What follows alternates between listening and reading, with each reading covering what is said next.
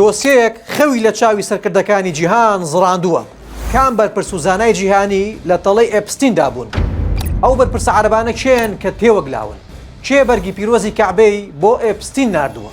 چیرۆکی جێفری ئێپستین وەک یەکێک لە تاریکترین و ئاڵۆسرین دۆسیە یاسایی و سیاسەکانی مێژووی هاوچەرخی ئەمریکا دەستی پێکرد کاتێک کە ئەم پیاوە وەکو سەرمایه‌دارێکی دەستڕۆیشت و خاوەن پێگەیەکی دارایی گەورە دەرکەوت و توانی تۆڕێکی فراوان لە پەیوەندی لەگەڵ نوخبەی سیاسی و زانستی و هونەری جیهانیدا دروست بکات.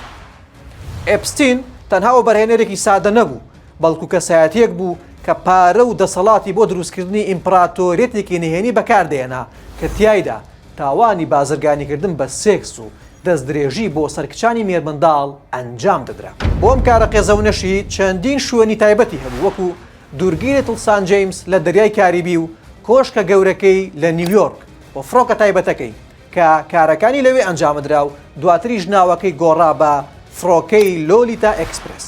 ئێپستین لە ساڵی 2008 کارە بەدڕەوشتەکانی ئاشکرا بوون لە ویلایەتی فلۆریدا بە تاوانی هاندانی مێردمەنداڵان بۆ کاری لەشفرۆشی حکم درا، بەڵام بەهۆی ڕێکەوتنێکی یاسایی پڕ لە گومانەوە توانی لە سزایەکی قورس ڕزگاری بێت کە تا ئەو کاتی لە ساڵی 2019 جارێکی دیکە لەلایەن داواکاری گشتی فیدراڵیەوە دووبارە دەستگیر کرایەوە. بەناوەڕاستی لە کۆڵینەوەکاندا و پێش ئەوەی دادگایی بکرێت هەواڵی مردنی ئێپستین لە ناو زیندانێکی توند و تۆڵی نیویۆرکدا جیهانی هەژان، هەرچەندە وەزارەتی دادی ئەمریکا بە فەرمی ڕایگەیان کە ئێپستین خۆی کوشتووە، بەڵام بەهۆی لە کارکەوتنی کامێراکان و خەوتنی پاسەوانەکان لەو شەوەدا تا ئێستاش گومانێکی زۆر لەسەر مردنەکەی ماوەتەوە و زۆر کەس پێیان وایە کە بۆ پاراستنی نهێنیەکان و ئەو کەسایەتە گەورانەی کە تێوەگلابوون کۆتایی بە ژیانی هێنراوە و پزیشکی دادیش پێشتر ئاماژەی بەوەدا بوو کە شکاوی لە ملیدا هەبوو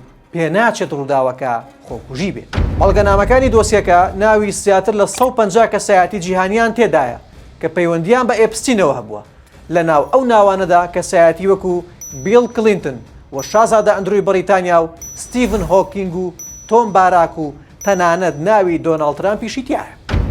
بەڵام لایەنە یاسایەکان جەختیان لەوە کردووەتەوە کە بوونی ناوی هەر کەسێک مەرجنیە بە واتای ئەنجامدانی تاوان بێ، چونکە هەندێکیان تەنها وەکو هاوڕێ یاخود وەکو میوان ناویان هێنراوە. کەسایەتی عەرەبەکانیش بە دەرنین لەم دۆسیەیە و ناوی چەندین دیبلۆماتکار و بازرگانی گەورەی وەکو شازادە بەندەر بن سوڵتانی سعودی و بەرپرسانی ئیمارات، بەحرین و میسری تایە و لە نێویشیاندا ناوی ژنێکی ئیماراتی هەیە بە ناوی عەزیزە ئەحمەد کە 3 پارچە لە بەرگی کەعبەی پیرۆزی پێشکەش بە ئێپستین کردووە، بەڵام کەسە نزیکەکانی ڕەتی دەکەنەوە کە هیچ باڵگەیەک لەسەر پێشکەشکردنی بەرگی کەعبەی پیرۆز بە ئێپستین لەلایەنەوە ژنەوە بوونی هەبێت. بۆم هەموو تاوانە نامرۆڤانە کچێک هەیە بە ناوی گیسلاین ماکسوێل کە کچە ملیاردێرێکی بەڕیتانی بوو، مێشکی پلانەکانی ئێپستین بوو.